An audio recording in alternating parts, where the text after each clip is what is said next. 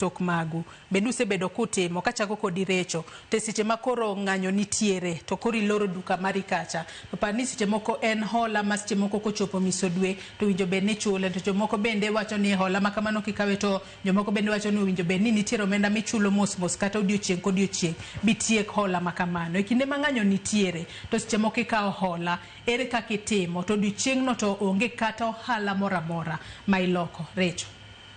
Erokamano Joyce, inwango ni ohala ma watimo gi okinyal sustain gi ka onge hola mikao. Nikech ibro nwango ni hola ntiere mopogore opogore. Jok makelo ni gik moko mondi ikaw kuom gi. Samoro ikaw gik moko mondi chul bang'e. Sami ikaw gimoro mondi chul bang'e en e system osekete system. System kwano onegi chule bang' dala riyo bang' wik achiel kata mana chieng' no onego beni timo nadi ichulo. Samoro idhi e bank mondo bank omi kata loan moro. Samose mi loan bank ing'eni kwano en mag ng'anyo gi en mag gik ma bank kia.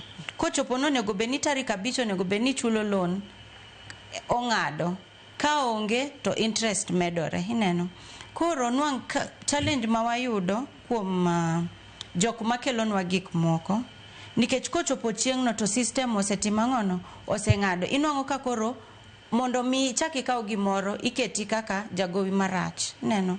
Koro miyo wa tich matek nikech okiuso ama giki okethore ama gimoro lal to ok gin gik mar pesa matin.